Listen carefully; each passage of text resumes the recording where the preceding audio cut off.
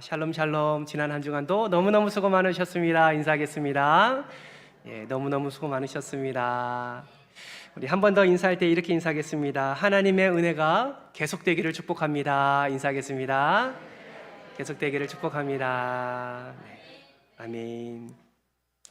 사랑하는 성도 여러분, 우리가 보는 성경은 어떤 책일까요? 디모데후서 3장 16절 말씀을 보면 성경은 이러한 책이다 라고 분명하게 우리에게 말씀하고 있습니다. 같이 한번 읽어볼까요? 시작! 모든 성경은 하나님의 감동으로 된 것으로 교훈과 책망과 바르게 함과 의로 교육하기에 유익하니. 아멘. 아멘이십니까? 아멘. 네, 우리가 함께 살펴보고 진리의 말씀으로 붙잡는 이 말씀은 우리에게 교훈이 되고 책망도 되며 바르게 함과 의로 교육하기에 유익한 책입니다. 그런데 이런 성경을 쪼리고 가장 핵심만 남겨두면 여러분 어떤 단어가 남게 될까요? 제가 생각하기는 사랑이라고 생각합니다. 그래서 성경은 하나님의 사랑으로 시작해서 하나님의 사랑으로 마무리한다라고 정의할 수 있습니다. 여러분, 오늘 본문도 마찬가지입니다. 오늘 본문을 묵상하면서 저는 가장 마음에 와닿는 것이 있었는데요. 그것이 무엇이었냐면 자기 백성을 향한 하나님의 사랑이었습니다. 하나님께서 이스라엘 백성들을 얼마나 사랑하셨는지, 그리고 그 사랑이 나에게까지 흘러와 얼마나 큰 기쁨과 은혜를 누리게 하셨는지를 오늘 본문 말씀을 통해서 저는 깨닫게 되었습니다. 바라고 소망하기는 이 깨달음이 오늘 말씀을 통해 여러분에게도 풍성하게 임하기를 주님의 이름으로 축복합니다. 아멘. 여러분, 하나님이 얼마나 자기 백성을 사랑하셨을까요? 여러분, 오늘 본문 1절 말씀을 한번 보시겠습니까? 오늘 본문 1절 말씀을 보시면 이스라엘 백성들이 출애굽한 지 몇 개월이 지났다고 성경은 기록하고 있습니까? 3개월. 맞습니다. 3개월. 3개월 동안 출애굽 후에 하나님의 인도하심에 따라 광야의 생활로 나아가고 있는 것을 보게 됩니다. 이스라엘 여정을 보면요, 출애굽한 후에 숫곳, 그리고 에담, 엘림, 신광야, 르비딤을 거쳐서 오늘 본문의 배경이 되는 신의 광야까지 하나님께서 친히 그들을 인도해 주셨습니다. 짧으면 짧은 시간이고 또 길면 긴 시간인 이 3개월, 여러분, 이스라엘 백성들은 출애굽한 이후에 이 3개월을 어떻게 살아왔습니까? 성경을 보면 이들의 삶의 모습들을 면면히 들여다볼 수 있죠. 그러나 안타까운 것은 이들은 하나님에 대한 은혜보다는 이들의 마음과 입술에 불평과 원망을 쏟아낼 때가 훨씬 더 많음을 우리는 말씀을 통해서 발견하게 됩니다. 여러분, 왜 하나님의 기적을 누린 자가 아닙니까?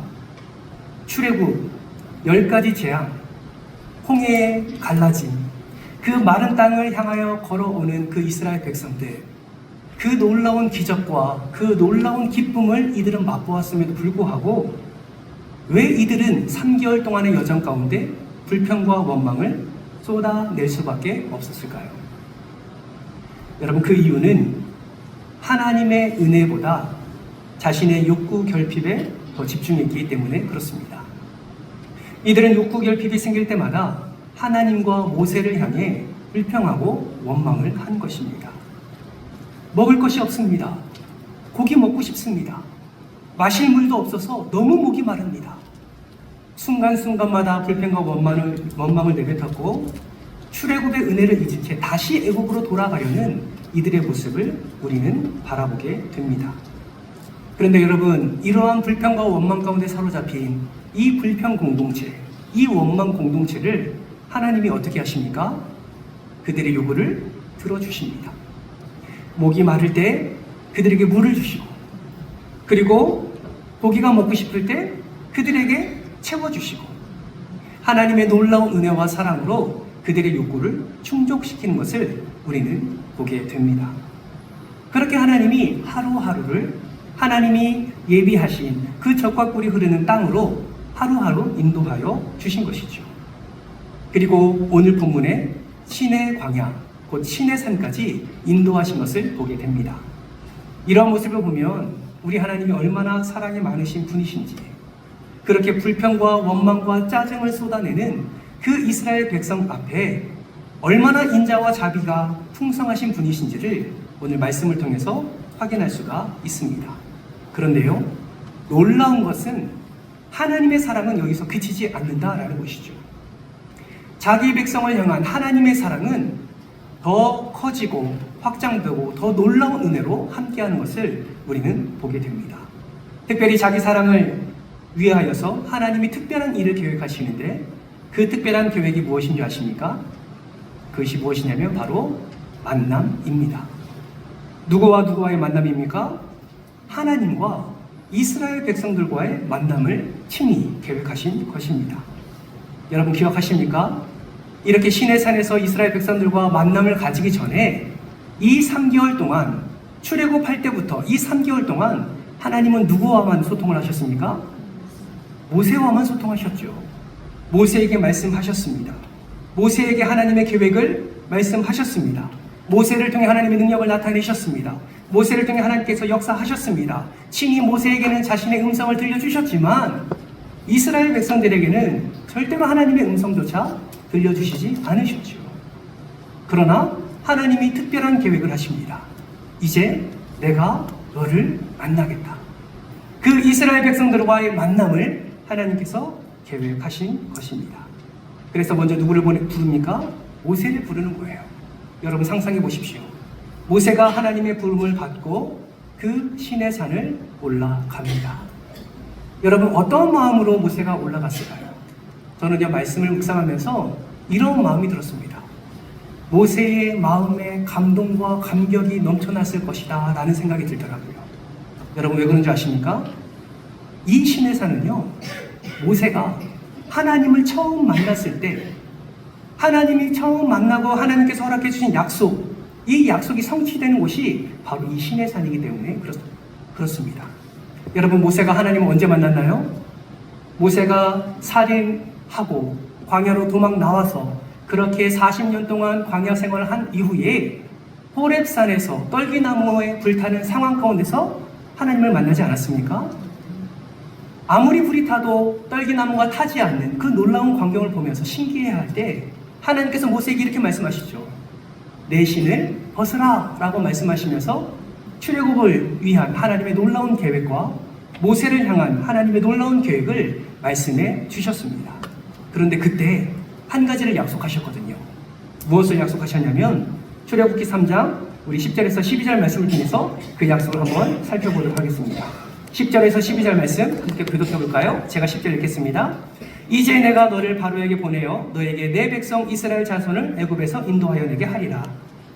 11절 읽어주세요. 시작.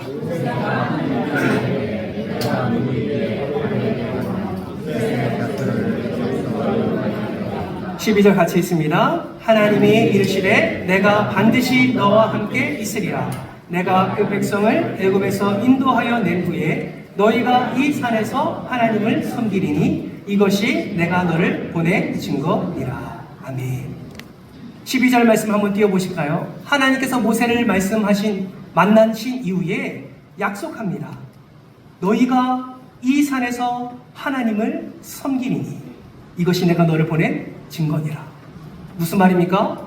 출애굽을 하게 되고 곧 이곳에서 내가 너희를 만나고 너희는 나를 섬길 것이라는 예언을, 그 약속을 이미 모세의 첫 만남 가운데 하나님께서 행하신 것입니다. 여러분 호렙산은 신의 산입니다. 모세는 그 예언을 잊지 않았을 겁니다. 그리고 하나님의 부르심에 따라서 하나님의 그 예언의 응답, 약속의 응답을 기쁨으로 받고 아마 하나님께로 올라갔을 겁니다. 올라가니 하나님이 모세에게 무엇을 말씀합니까? 앞으로 너희가 어떻게 하나님을 섬길 것인지, 어떻게 하나님을 경배할 것인지, 어떻게 하나님의 백성으로 살아갈 것인지를 말씀해 주시는 거예요. 그러면서 오늘 본문 말씀 가운데 이러한 약속을 모세에게 허락해 주십니다. 이 말씀이 나에게 허락해 주시는 말씀임을 믿고 오늘 본문 5절과 6절 말씀도 우리 함께 읽도록 하겠습니다. 시작. 세계가 다 내게 속하였나니 너희가 내 말을 잘 듣고 내 언약을 지키면 너희는 모든 민족 중에서 내 소유가 되겠고 너희가 내게 대하여 제사장 나라가 되며 거룩한 백성이 되리라. 아멘. 여러분이 하나님이 말씀하십니다. 내가 이제 너희를 만나고 너희는 내 백성, 언약 백성이 될 터인데 너희가 나의 말을 잘 듣고 지키면 세 가지를 내가 너희에게 허락해 주겠다. 첫 번째가 무엇입니까? 모든 민족 중에 무엇이 되게 하겠다고요? 내 소유가 되게 하겠다라고 하나님이 말씀하시는 거예요. 두 번째는 너희가 내게 대하여 어떠한 나라가 되게 합니까? 제사장 나라가 되게 합니다. 그리고 어떠한 백성? 거룩한 백성이 되게 하겠다라고 약속해 주시는 겁니다. 여러분 한번 생각해 보십시오. 3개월 동안 감사와 찬송과 예배가 아니라 원망과 불평과 짜증을 나타내는 이 이스라엘 백성들이 뭐가 예뻐서 하나님이 이러한 약속을 해주십니까? 이들이 뭐가 이뻐서 이들을 만나주시려 하시고 이들이 뭐가 이뻐서 말씀을 지키면 이러한 복을 내리시겠다고 하나님께서 말씀하실까요? 여러분 그 이유를 발견할 수 있겠습니까? 저는 아무리 고민하고 묵상해봐도 그 이유는 단 한 가지밖에 없더라고요. 저는 그 이유가 이것이라 생각합니다. 따라해볼까요? 하나님은 더 크게 하나님은 사랑이십니다. 아멘이십니까? 사랑하시기 때문에 그렇게 원망과 불평을 해도 끝까지 그 품에 안아주시는 것입니다. 여러분 사랑해 보셔서 아시죠? 사랑해 보신 분은 압니다. 사랑이 무엇인지. 사랑에는요 다른 이유가 필요 없습니다. 아무리 속썩이고 아무리 말 안 듣고 불평과 불만을 표하고 문제를 일으켜도요 사랑하면 안아주게 되어 있습니다. 사랑하면 내 안에 있는 좋은 것을 다 내어줍니다. 하나님이 소유 삼아주시고 제사장 나라 되게 하시며 거룩한 백성이 되게 하시겠다는 것은 하나님께서 이스라엘 백성들을 자기 백성을 끔찍하게 사랑하시기 때문에 그들의 모습과 그들의 중심 상관없이 하나님은 온전한 사랑을 그들에게 나타내 주신 것입니다. 그리고 그 사랑이 누구에게까지 임했습니까? 오늘 함께 예배드리는 저와 여러분에게까지 그 사랑이 임하게 된 줄 믿습니다. 누구를 통해서요? 예수 그리스도를 통해서요. 그 온전한 사랑이신 예수 그리스도를 통해서 우리에게 이 사랑이 임하게 된 것입니다. 사랑하는 여러분, 그렇다면 질문합니다. 여러분은 사랑받을 만한 자격이 있으십니까? 여러분 사랑받을 만한 자격이 있으십니까? 뭐 하나님 앞에 내어놓을 만한 것이 있으신가요? 없으신가요? 왜 이렇게 자신이 없으세요? 정말 없으십니까? 네, 우리의 모습을 보면 그 모습을 발견할 수가 없죠. 하나님의 자녀이기 때문에 사랑받는 거 너무나 당연하게 생각하지만 우리의 모습을 보면요 하나님이 우리를 사랑할 이유가 없는 것 같습니다. 저도 오늘 말씀을 묵상하면서 제 모습을 생각하며 내 삶 속에서 하나님께 무엇 하나 자신 있게 내놓을 것이 있는가라고 생각하고 고민해 봤을 때 아무것도 없더라고요. 하나님이 나를 사랑하신 것이 그 자체가 은혜요. 하나님이 나를 사랑하신 것이 그 자체가 기적임을 묵상하면서 다시 한번 깨닫게 되었습니다. 여러분 우리가 무엇이 간데 하나님이 이렇게 사랑하실까요?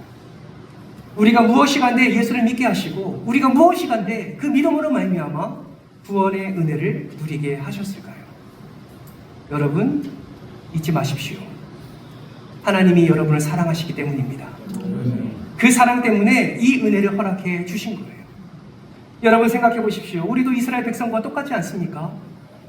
우리의 욕구 결핍이 일어날 때마다 얼마나 많은 우리의 마음에 원망과 불평이 일어나게 됩니까? 그 결핍이 채워지지 않으면 얼마나 짜증을 내는지요. 가만히 보면 광야를 살아가는 3개월 동안 신의 광야까지 나아가는 그 길 솔직히 쉽지 않았을 거예요. 그 이스라엘 백성들과 우리의 삶을 비교해 볼 때 훨씬 더 우리가 나은 삶을 살고 있지 않습니까? 집의 크기는 다르지만 그래도 천막은 치고 살지 않습니다. 산의 진미는 아니지만 날마다 먹을 것을 먹고 살아갑니다. 물이 없어 목마른 것이 아니라 오히려 더 좋은 물을 돈을 주고 사 먹는 것이 우리의 삶이죠. 누구의 은혜입니까? 하나님의 은혜입니다. 아멘이십니까? 하나님이 채워주셨고 부어주셨고 사랑해 주셨기 때문에 우리가 이 은혜를 누리고 있는 거죠. 그런데 여러분, 이 은혜를 누리고 있음에도 불구하고 마치 영적 치매에 걸린 사람들처럼 뒤만 돌아서면 그 은혜를 잊어버리는 것이 우리의 모습 아닌지요. 누리고 있는 것에 대한 감사가 아니라 더 많은 것을 소유한 사람들과 비교하면서 원망과 불평을 쏟아내고 있다면 여전히 우리 또한 이스라엘 백성과 별반 다르지 않는 삶을 살고 있는 것임을 우리는 기억해야 합니다. 여러분, 이러한 불평과 원망이 쌓이다 보면 결국 어떻게 되는지 아십니까? 우리의 생각과 말과 행동으로 죄를 범하게 됩니다. 이러한 죄는 결국 하나님의 진노를 피할 수가 없는 것이죠. 마치 노아 홍수 때처럼 심판을 피할 수가 없는 것입니다. 그럼에도 불구하고 하나님은 저와 여러분을 사랑하셔서 무엇을 준비하십니까? 마치 노아의 방주를 통하여 노아의 가족과 그 짐승들을 살리신 것처럼 우리를 주품에 안아주시기 위하여 구원의 방주를 우리에게 보내주셨지요. 바로 예수 그리스도입니다. 하나님께서 구원의 방주이신 예수님을 우리에게 보내주신 이유는 우리를 포기하지 않기 위하여, 우리를 사랑하시기 때문에 우리에게 보내주신 하나님의 놀라운 사랑입니다. 우리는 이러한 하나님의 사랑으로 인해 믿음으로 구원의 방주이신 예수 그리스도 안에 들어가게 되었고, 그 예수 안에 거하는 자가 되어 하나님이 예비하신 그 완전한 사랑, 그 구원의 은혜를 풍성히 누리게 된 것입니다. 그뿐입니까? 우리는 예수를 믿음으로 말미암아 이미 하나님의 소유가 된 줄 믿습니다. 이미 거룩한 제사장이 나라가 된 줄 믿습니다. 이미 거룩한 백성이 된 줄 믿습니다. 이것은 무엇을 의미합니까? 하나님의 놀라운 은혜와 그 능력을 풍성하게 누릴 수 있는 자격과 그 은혜가 이미 우리에게 허락되었다는 것을 의미합니다. 세상 사람들이 누릴 수 없는 그 특권이 이미 저와 여러분에게 허락되고 있다라는 사실이지요. 사랑하는 성도 여러분, 하나님의 사랑이 우리를 지금도 감싸고 있음을 여러분 믿으시기를 주님의 이름으로 축복합니다. 이 말은 온전히 우리가 하나님을 바라며 온전히 하나님께 나아가게 될 때에 우리와 약속해 주신 놀라운 그 사랑, 그 하나님의 소유됨과 그 거룩한 백성과 제사장 나라로서의 하나님의 은혜를 누리는 놀라운 은혜를 허락해 주신다라는 사실을 우리는 반드시 깨달아야 합니다. 그렇다면 여러분, 이러한 하나님의 은혜를 누린 자답게 언약 백성답게 살아가려면 우리는 어떻게 살아가야 하겠습니까? 우리에게 은혜를 허락해 주신 그 구원의 방주 예수 그리스도와 동행하고 그 은혜 가운데 살려면 우리는 어떻게 해야 될까요? 여러분, 하나님이 나에게 주신 하나님의 명령임을 기억하면서 우리 같이 한번 첫 번째 읽어보겠습니다. 시작! 성결해야 합니다. 한 번 더 있습니다. 성결해야 합니다. 하나님은 오늘 본문에서 시내산에서 이스라엘 백성과 언약을 맺기 전에 준비할 것이 있다라고 말씀을 하십니다. 그것이 무엇이냐면 성결하는 겁니다. 오늘 본문 10절 말씀 같이 한번 읽겠습니다. 시작! 여호와께서 모세에게 이르시되 너는 백성에게로 가서 오늘과 내일 그들을 성결하게 하며 그들에게 옷을 빨게 하고. 아멘. 여러분, 하나님이 이스라엘 백성들에게 성결을 요구하신 이유가 무엇일까요? 그 이유는 하나님이 성결하시기 때문입니다. 하나님이 거룩하시기 때문이에요. 하나님이 성결하시고 거룩하신데 성결하지 못한 자가 하나님께 나아가면 어떻게 됩니까? 네, 하나님의 공의로 인하여 죽임을 면치 못합니다. 하나님은 사랑하는 자기 백성이 그런 죽음을 당하지 원치 않으십니다. 그래서 하나님 앞에 나오기 전에 이것을 요구하시는 것이죠. 성결해라, 성결해라. 오늘과 내일 너희는 성결에 힘써라. 그리고 3일째에 너희는 나와서 기다려라 라고 하나님께서 말씀하는 겁니다. 여러분, 스스로 성결한 거 여러분 쉬운 일일까요? 쉽지 않습니다. 레위기처럼 성결을 해야 되려면 이러한 규례와 이러한 율례와 이러한 법도를 지켜라 라는 그런 규칙이 명문화되어 있으면 오히려 그거를 보면서 하나하나 지켜나가겠는데, 이것은 하나님이 율법을 허락해 주시기 전의 상황이기 때문에 어떻게 성결을 해야 되는지, 어떻게 이것을 준비를 해야 되는지 이들은 잘 알지도 못했을 겁니다. 성적으로도 성결해야 합니다. 아내와 잠자리를 해서도 안 됩니다. 부정한 것을 먹어도 안 됩니다. 부정한 것을 만져도 안 됩니다. 여러분, 실제로 성결을 지켜내가는 것은 정말 쉽지 않은 것입니다. 그럼에도 불구하고 하나님은 요구하시는 거예요. 성결해라. 성결해라. 그 성결함으로 나아오면 하나님께서 만나주시겠다고 약속하고 계신 것입니다. 사랑하는 성도 여러분, 여러분에게 질문합니다. 여러분은 하나님 만나고 싶으십니까? 별로 안 만나고 싶으신 것 같은데요. 다시 한번 질문합니다. 하나님 만나고 싶으십니까? 예. 저는 진짜 만나고 싶어요. 그리고 매일매일 하나님께 나아갑니다. 하나님의 은혜를 누립니다. 은혜를 누려도요, 또 누리고 싶습니다. 의에 줄이고 목마르서 하나님께 그 의를 채워달라고, 그 은혜를 채워달라고 저는 날마다 기도하고 있습니다. 어떤 분은 신앙생활 몇 개월밖에 안 됐고, 어떤 분은 몇십 년 동안 신앙생활을 해오셨을 텐데, 정말 점검해 봤으면 좋겠습니다. 내가 하나님을 만나고 싶어하는 마음이 내 안에 여전히 남아있는지, 정말 하나님과의 만남이 스쳐 지나가는 만남이 아니라 정말 모세처럼 하나님을 깊이 만나고 모세처럼 하나님과 소통하며 모세에게 하나님이 열어주시고 해결해 주시고 회복하게 하시는, 치료하시는, 능력을 나타내시는, 구원의 은혜를 허락해 주시는 이 복된 만남이 나에게 사모함으로, 내 안에 기대감으로 남아있는지를 여러분 한번 점검해 보시기 바랍니다. 정말 하나님과의 만남을 사모하신다면 오늘 이 말씀을 여러분의 마음에 새기시기를 바랍니다. 오늘 이 말씀 가운데 하나님의 만남을 사모하는 자에게 하나님이 명령하십니다. 성결하라, 성결하라, 거룩하고 깨끗하라. 오늘 이 말씀이 사람의 말로 들리는 것이 아니라 하나님의 음성으로 들리기를 주님의 이름으로 축복합니다. 그럼 우리는 어떻게 성결해야 될까요? 더러워진 우리의 옷을 깨끗이 빨아야 됩니다. 무슨 의미입니까? 회개해야 합니다. 죄를 끊어내야 합니다. 죄를 버려야 합니다. 죄로 나아가는 우리의 발걸음을 돌이켜 죄의 방향이 아니라 은혜의 그 주님 앞에 우리의 발걸음을 내딛어야 될 줄 믿습니다.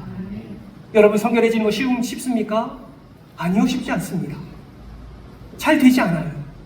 경험해봐서 합니다. 왜 우리는 성결하기가 쉽지 않습니까? 여전히 우리 안에 욕심이, 우리 안에 여전히 정욕이 자리 잡고 있기 때문에 그렇습니다. 그걸 포기하지 못하는 거예요. 그러니 언약 백성으로서 성결의 삶을 살아가야 되는 것 너무나 당연하고, 이것이 너무나도 당연한 것을 알매도 불구하고 하나님께서 성결한 자를 사랑하시고 성결한 자를 은혜 베푸심을 너무나 잘 알매도 불구하고 죄를 끊는 것이 하나님의 백성으로서 당연한 사실임을 알면서도 죄를 회개하며 나아갈 때에 하나님께서 복과 은혜를 허락해 주신다는 사실을 너무나 당연히 알면서도 우리는 어떻게 합니까? 거기까지 갑니다. 거기에 멈춰 서는 거예요. 순종의 한 걸음이 내딛어지지가 않습니다. 깨닫기만 하고 그저 끝내는 거예요. 이런 것이 지속되면 어떻게 되는지 아십니까? 여러분, 이러한 성결함의 은혜 가운데 머물지 않으면, 이것이 지속되면 우리는 부정함에 익숙해질 수밖에 없습니다. 하나님보다 세상을 더 사랑하게 되는 것이죠. 그 가운데 범하는 죄는 죄가 아닌 것처럼 여겨지게 됩니다. 오히려 자기의 죄를, 원인을 깨닫고 회개하는 것이 아니라 타인에게, 상황에게 그 원인을 돌립니다. 나중에는 죄에 대해 전혀 찔림도 없게 되고 하나님의 진노, 곧 하나님의 심판도 두려워하지 않습니다. 여전히 음란과 여전히 거짓과 여전히 탐욕 가운데 살아가게 되는 것이죠. 사랑하는 성도 여러분, 성결이라는 단어를 들었을 때 여러분 안에 찔림이 있으십니까? 만약 성결해야 한다는 말을 들어도 전혀 내가 범한 죄가 생각나지 않거나 찔림이 없다면 두 가지로 생각할 수 있습니다. 첫 번째는 정말 하나님이 기뻐하시는 성결의 삶을 살아가는 것입니다. 그런데 두 번째는 만약에 성결에 대해 찔림이 없다면 두 번째는 이미 무뎌지신 것입니다. 바라고 소망하기는 오늘 말씀이 찔림이 된다면 오늘 말씀을 통해 여러분의 삶을 돌아보고 전심으로 회개하며 성결을 향해 여러분의 발걸음이 옮겨지는 은혜가 있기를 주님의 이름으로 축복합니다. 언약 백성답게 살기 위해서 두 번째는 날마다 하나님께 나아가야 합니다. 오늘 보면 12절 말씀 우리 같이 한번 읽어볼까요? 시작! 너는 백성을 위하여 주위의 경계를 정하고 이르기를 너희는 산과 산을 오르거나 그 경계를 침범하지 말지니 산을 침범하는 자는 반드시 죽임을 당할 것이라. 아멘. 여러분, 왜 하나님이 정해놓은 경계를 침범하지 말라고 말씀하십니까? 앞서 말씀드린 대로 하나님은 거룩한 분이시기 때문입니다. 거룩한 분이시기 때문에 하나님이 거하는 그 자리는 거룩한 초소가 되는 것이죠. 거룩이라는 것은 부정과 어떤 악한 것이 공존할 수가 없습니다. 부정과 악한 것이 틈타면 안 되는 것이죠. 하나님이 계신 곳이 거룩한 곳이기 때문에 그렇습니다. 그러나 사람은 여전히 죄인이고 여전히 부정하고 여전히 연약한 존재이기 때문에 하나님께서 세우신 그 경계를 넘어서서 죽임을 당하지 않도록 하나님께서 그들에게 미리 경고하시고 경계하시는 것을 우리는 보게 됩니다. 만약에 경계를 침범하면 어떻게 된다고 말씀합니까? 12절 하반절 말씀에 보면 죽임을 당할 것이라 라고 말씀하시고 13절 말씀을 보시면 그런 자를 손 대지 말고 돌로 쳐 죽이거나 화살로 쏘아 죽이라고 엄히 경고하는 것을 우리는 확인할 수가 있습니다. 왜 이렇게 말씀하십니까? 죽이고자 하심입니까? 아니요, 살리고자 하심입니다. 그들의 생명을 없이 하고자 하심입니까? 아니요, 자기 백성을 온전하게 세우기 위하심입니다. 그렇게 하나님은 경계를 세워서 하나님의 규칙과 질서대로 그 백성을 사랑하시고 그 백성을 하나님의 소유요 거룩한 백성이요 제사장 나라로 세워주시는 것입니다. 그렇다면 여러분, 우리는 어떻게 해야 될까요? 우리는 그 경계를 넘는 이 말씀이 우리에게는 어떻게 적용이 될까요? 여러분, 우리는 경계라는 것이 우리에게는 해당하지 않음을 반드시 기억하시기 바랍니다. 왜 그렇습니까? 예수 그리스도로 말미암아 이 경계가 무너졌기 때문에 그렇습니다. 예수님이 십자가에 못 박혀 죽으실 때에 그 예수님의 생명을 우리에게 내어주실 때에 하나님의 진노를 혼자 다 받으시고 우리를 회복시키시고 우리를 죄 가운데서 건져내어주시는 그 사랑을 나타낼 때에 놀라운 일이 일어나죠. 성전의 그 휘장이 둘로 찢어지는 놀라운 역사가 일어나게 됩니다. 그것은 무엇을 의미합니까? 예수의 이름으로 우리는 하나님께 담대하게 나아갈 수 있게 되었다라는 것이죠.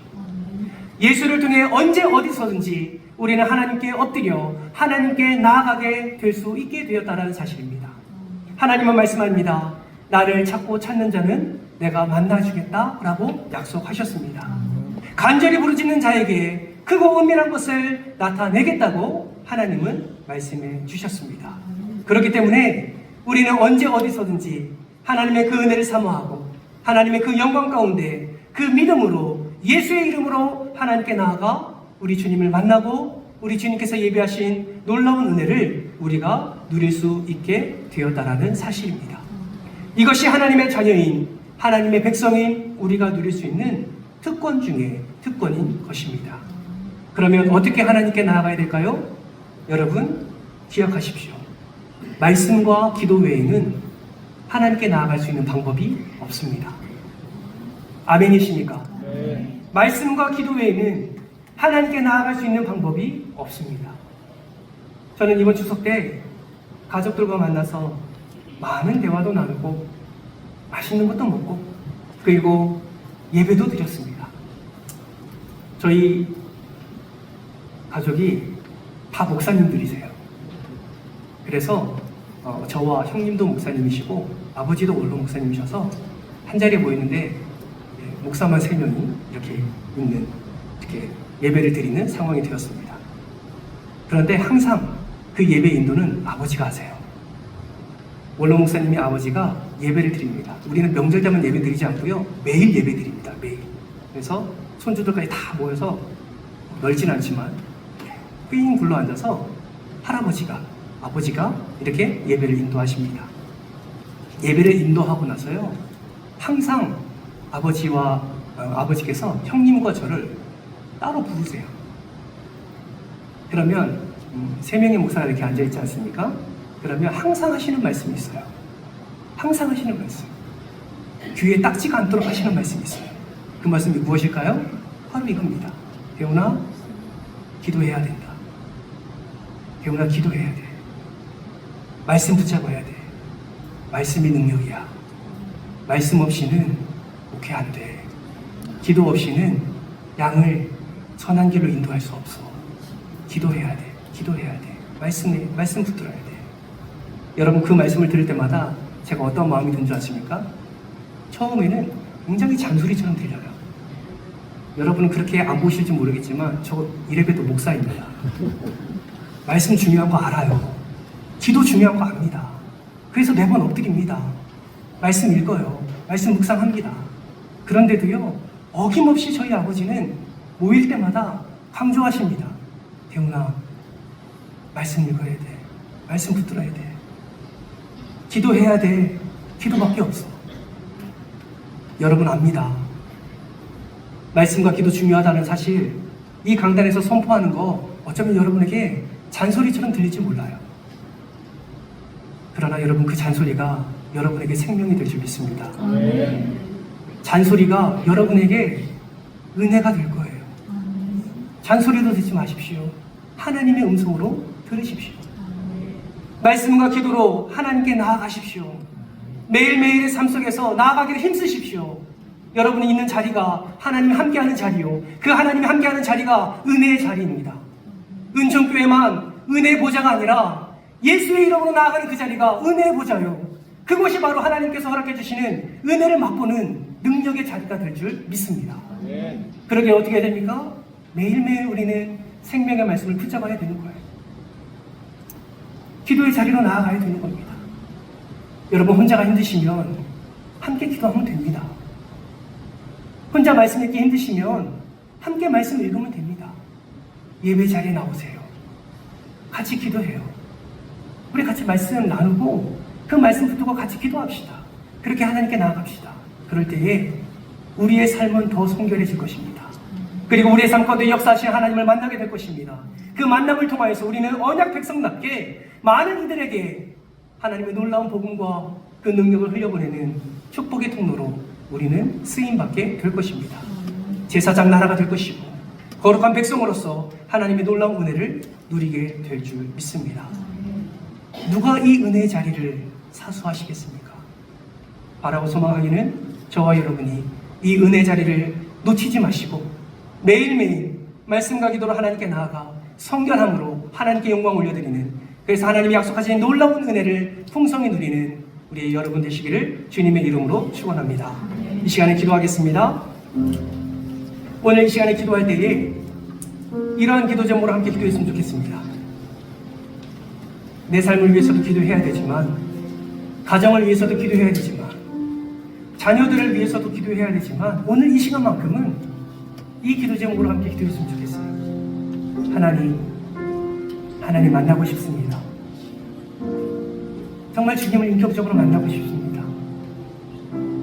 하나님, 나를 만나 주시옵소서. 그를 위해서 먼저 내가 성결하게 하여 주옵소서. 성결을 위해서 기도할 때에 생각나는 죄들이 있습니까? 여러분, 전심으로 회개하십시오. 마음 다해서 회개하십시오. 눈물로 회개하십시오. 그때 하나님께서 여러분을 만나 주실 겁니다. 이 은혜를 사모하며 함께 기도하지 않으시겠습니까? 이 시간 말씀을 기억하며 주여 한 번 외치고 동성으로 기도합니다. 하나님 감사합니다. 사랑받을 만한 어떠한 자격도 없는 우리가 어찌 그리 큰 사랑을 받게 되었습니까? 예수로 인하여 우리에게 허락된 사랑, 그 사랑을 받으면서도 여전히 우리의 욕심과 정욕을 포기하지 않는, 여전히 죄 가운데 머물러 서서 쾌락과 여전히 하나님이 싫어하시는 그런 자리에 머무는 우리를 주님 용서하여 주옵소서. 어느샌가 하나님을 만나고 싶은 마음이 이미 사라져 있습니다. 하나님을 만나고 싶다라는 이 간절함이 어느샌가 우리의 마음 가운데 없습니다. 다시 한번 주를 향한 이 마음이 회복되게 하여 주옵소서. 주님을 만날 수 있는 준비를 할 수 있는 우리가 되게 하여 주옵소서. 성결하게 하시고 날마다 은혜의 보좌 앞에 말씀과 기도로 나아가는 우리가 되게 하여 주옵소서. 그래서 하나님의 놀라운 은혜, 그 언약 백성으로서의 놀라운 사랑을 날마다 누리는 자들 되게 하여 주옵소서. 감사드리며 예수님의 이름으로 기도드렸나이다. 아멘.